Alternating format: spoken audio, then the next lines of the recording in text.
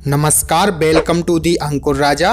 बेंगलोर को silicon valley of India कहा जाता है क्योंकि यह इंडिया का आईटी एक्सपोर्ट में, नंबर ऑफ स्टार्टअप्स में नंबर 1 सिटी है और इसे इंडिया की इलेक्ट्रॉनिक कैपिटल भी कहा जाता है। टेक स्टार्टअप में बेंगलोर ग्लोबली 3rd नंबर पर आता है।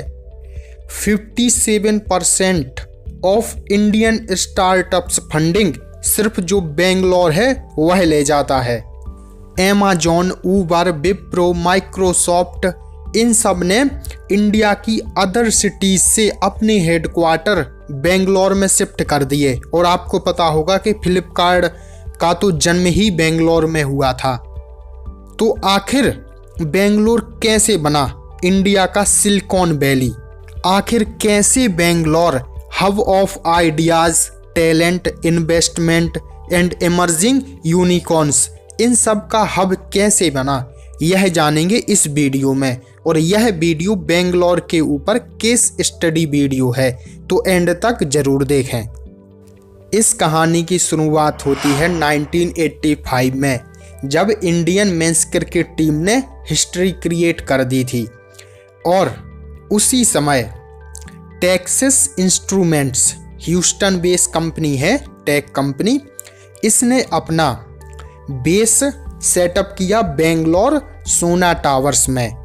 अभी आपको जो यह स्क्रीन पर 7 स्टोरी बिल्डिंग दिख रही है, लोग क्लेम करते हैं कि यह इंडिया का फर्स्ट टेक पार्क था। और जो ये आप दूसरी तस्वीर देख रहे हैं, जिसमें आपको बैलगाड़ी पर कुछ रखा हुआ दिखेगा, आपको जानकर हैरानी होगी कि यह एक्चुअल में इंडिया का फर्स्ट सैटेलाइट कम्युनिकेशन कैरी किए हुए है। तो आप देख सकते हैं कि अपनी जर्नी कहां से स्टार्ट हुई थी।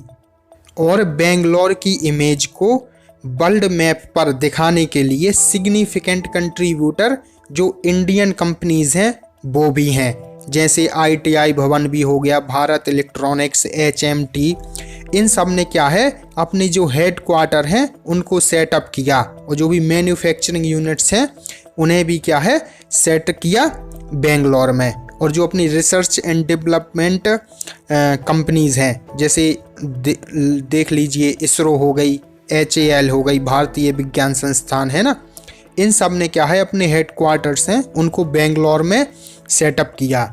और इन सबको यहाँ पर अपने हेड क्वार्टर सेटअप करने की एक मुख्य वजह थी यहाँ का क्लियर एनवायरनमेंट और इनोवेशन। और जो भी यहाँ के पीपल हैं वह भी क्या है लर्निंग माइंडसेट के थे, और पहले से भी क्या है यहाँ पर एजुकेशन बहुत ही अच्छी क्वालिटी की थी। इसीलिए इन सब ने क्या है अपने हेड क्वार्टर्स और जितनी भी बड़ी बड़ी कंपनीज हैं इन्होंने अपनी मैन्युफैक्चरिंग यूनिट्स भी क्या है बेंगलोर में सेट की। वो आपको पता ही होगा कि इंडियन इंस्टीट्यूट ऑफ साइंस ये भी क्या है बेंगलोर में है। 80s की बात करें तो जो पब्लिक सेक्टर कंपनीज हैं यहाँ पर ऑलरेडी काम कर रही थी, जैसे BEL हो गया, HAL हो गए एटसेट्रा। तो उसी समय जो 80s में जैसे बेंगलोर ने एकाएक ग्रोथ तो नहीं की, लेकिन इन्होंने क्या है ग्रेजुअल ग्रोथ की, मतलब क्रमिक वृद्धि बनाए रखा IT सेक्टर की कंपनीज और जितना भी पब्लिक सेक्टर है इन सब ने। और उस समय इन्फोसिस, विप्रो बहुत ही छोटे प्लेयर हुआ करते थे, लेकिन जब एंड ऑफ द डिकेड के समय पर यह देश की फर्स्ट चॉइस बन गए थे, क्योंकि इन्होंने अपनी जो शॉप्स हैं छोटे छोटे शहरों में है ना सेट कर दी थी।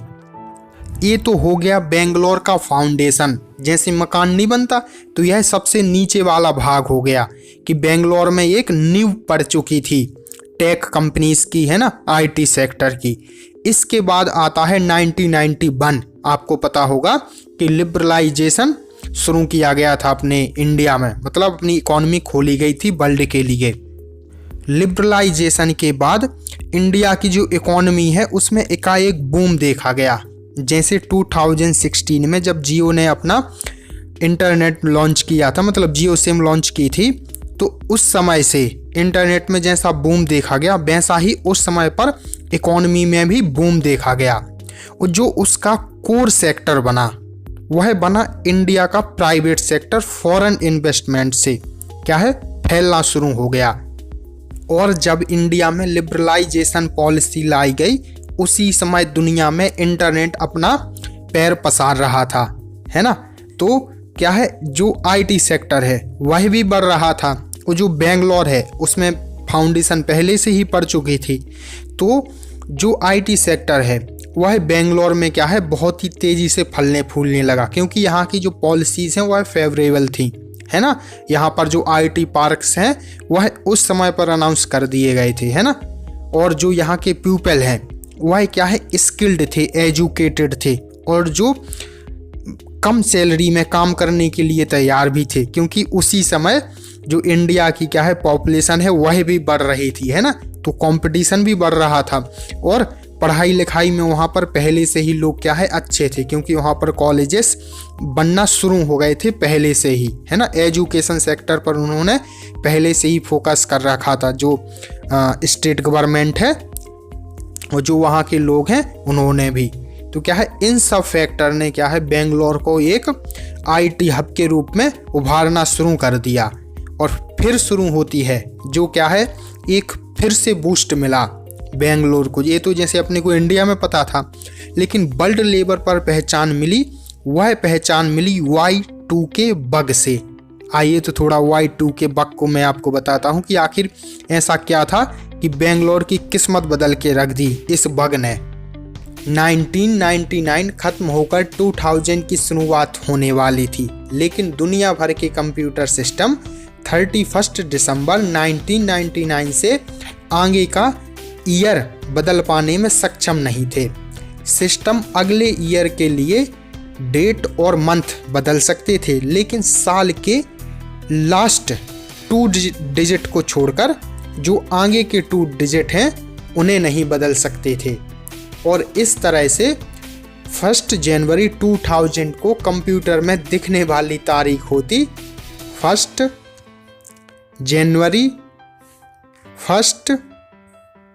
19 मतलब 1/1/1900 यही दिखती क्या है उस समय तारीख। यानी कि समय से ठीक 100 साल पीछे, मतलब 100 ईयर पास्ट में चला जाता। और यही है Y2K बग, और इसे मिलेनियम बग भी कहा जाता है, क्योंकि यह 100 साल पीछे चला जाता था ना, इसीलिए इसे मिलेनियम बग भी कहा जाता है। और यह एक प्रकार से कंप्यूटर कोडिंग की खराबी थी।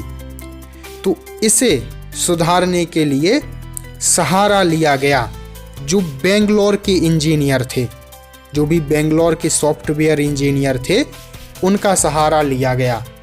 अब जो भी कोडिंग थी उसे रीराइट करने के लिए मिलियंस ऑफ हावर्स का समय चाहिए था, और वो भी लो कॉस्ट में, क्योंकि इतने सारे कंप्यूटर थे और इतना सब कुछ था उस समय पर, क्योंकि बहुत सारे जो सेंसर मार्केट हैं और जहाँ जहाँ पर कंप्यूटर का यूज होने लगा था कि अगर यह डेट नहीं बदली जा सकती थी तो कंप्यूटर बिल्कुल यूजलेस हो जाते, उनका कोई यूज ही नहीं बचता, है ना। तो मतलब लाखों की इंडस्ट्रीज तबाह हो सकती थी।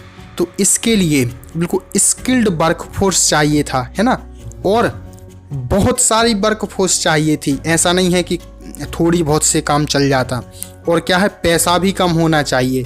तो इन सब में जो सुइटेबल बैठता था वह था बेंगलोर, और बेंगलोर ने भी बिल्कुल फ्रंट पर आके खेलना शुरू किया कि हाँ हम ठीक करेंगे।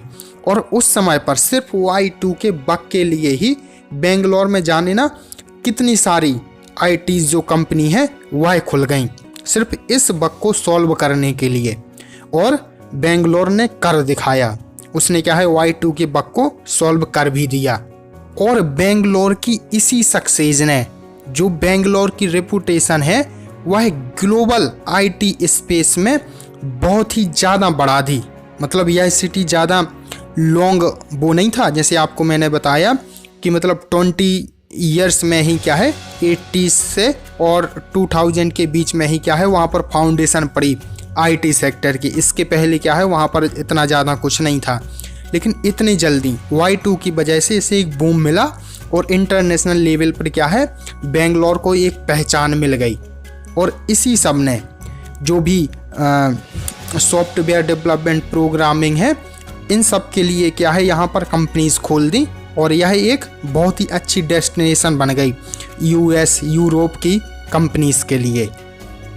और नेक्स्ट बूम देखने को मिला स्टार्टअप कल्चर का, क्योंकि आपको पता होगा कि यहाँ पर जो भी वर्क फोर्स है वह सब यंग काम कर रहे हैं, है ना। नए नए आइडियाज़ आते हैं और उन्हें ये पता है कि दुनिया में क्या चल रहा, मतलब वर्ल्ड में क्या चल रहा, क्योंकि वहाँ पर जो कंपनीज रन हो रही हैं वह इंटरनेशनल लेवल की रन हो रही हैं। तो जो भी दुनिया में पहले आता वह वहाँ पर उन लोगों को पता चलता। और जो यंग वर्क फोर्स है उसने अपने क्या है स्टार्टअप शुरू भी कर दिए, आइडियाज़ आते उनने स्टार्टअप भी शुरू कर दिए।